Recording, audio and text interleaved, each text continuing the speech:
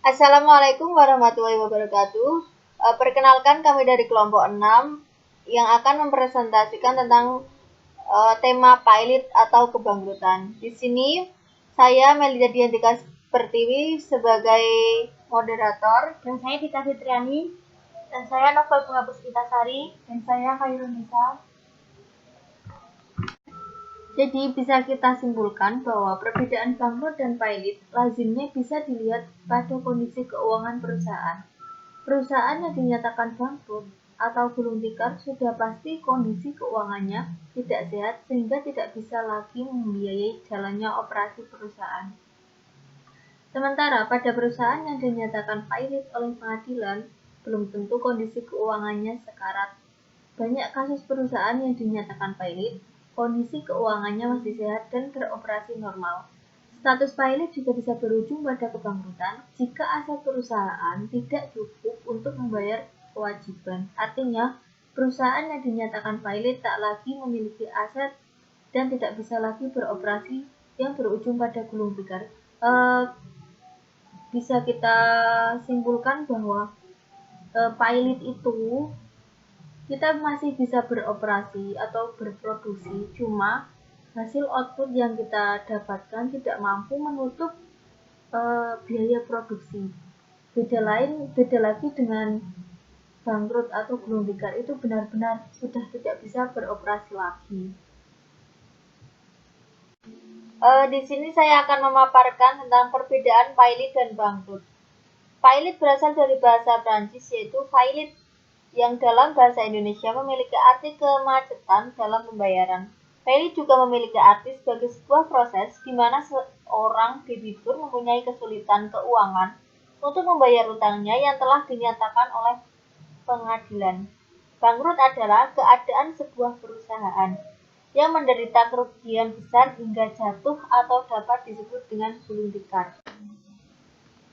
Selanjutnya ada Undang-Undang Nomor 37 Tahun 2004 tentang kepailitan dan penundaan kewajiban pembayaran utang.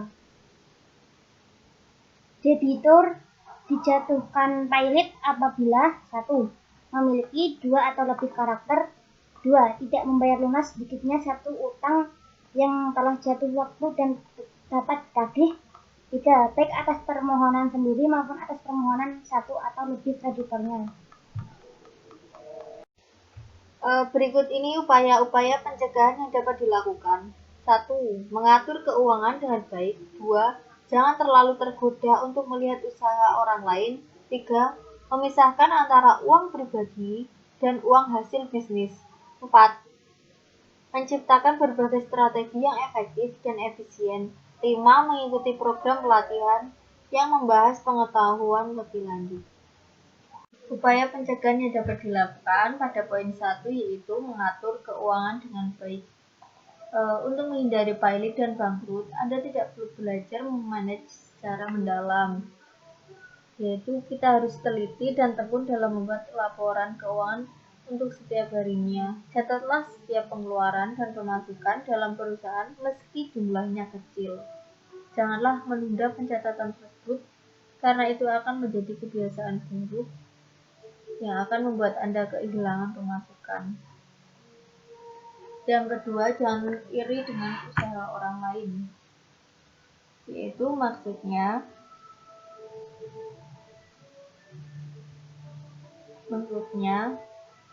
fokus terhadap usaha yang sedang dijalankan, mengalihkan konsentrasi dari mengelola bisnis utama ke bisnis lain, saya anggap sebagai kesalahan besar. Karena membangun dan mengembangkan bisnis butuh konsentrasi yang tinggi.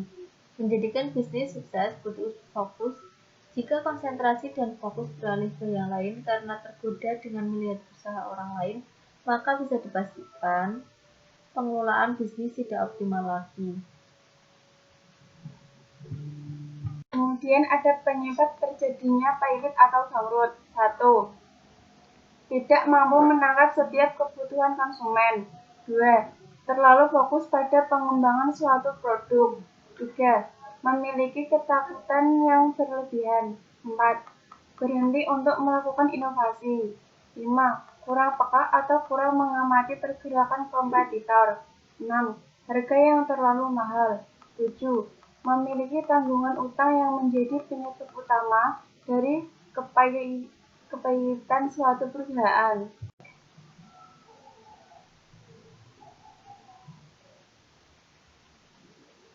Lalu penjelasannya itu sendiri ada: 1. Tidak mampu menangkap setiap kebutuhan konsumen.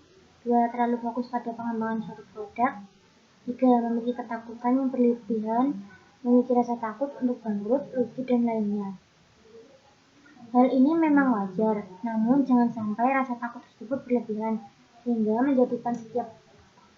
menjadikan tidak fokus untuk melayani kebutuhan kondisi tersebut. Justru harus diwaspadai karena akan menghambat kinerja perusahaan yang membawa efek kehancuran. 4. Berhenti untuk melakukan inovasi. Sehebat apapun suatu perusahaan, apabila tidak melakukan inovasi, maka akan menyebabkan perusahaan tersebut kalah dalam persaingan dan tertinggal. 5. Kurang peka atau kurang mengamati pergerakan kompetitor. 6. Harga yang terlalu mahal. 7. Memiliki tanggungan utang yang menjadi penyebab utama dari kepahitan suatu perusahaan. Terkadang perusahaan terlalu berani dalam mengambil resiko dengan mengambil utang yang terlalu tinggi, tanpa menghiraukan bagaimana cara mengembalikannya. Hal inilah yang membuat perusahaan mengalami kepahitan. Dalam sidang Mahkamah Konstitusi di perkara nomor 18 PUU 6 2008, disebutkan dua hal utama, yaitu yang pertama faktor-faktor eksternal di luar kewenangan pengusaha, misalnya kebijakan IMF menutup sejumlah bank di Indonesia yang juga mempunyai dampak pada perusahaan-perusahaan maupun buruh. Yang kedua adanya mismanagement, seperti pada tahun 1998 IMF yang memaksa menutup sejumlah bank di Indonesia sehingga bank-bank bangkrut. Banyak perusahaan di Indonesia yang juga ikut bangkrut. Intinya, apapun usaha yang sedang dijalani sebagai seorang pengusaha, pasti bayang-bayang akan jatuhnya perusahaan yang digeluti menjadi hal yang paling ditakuti.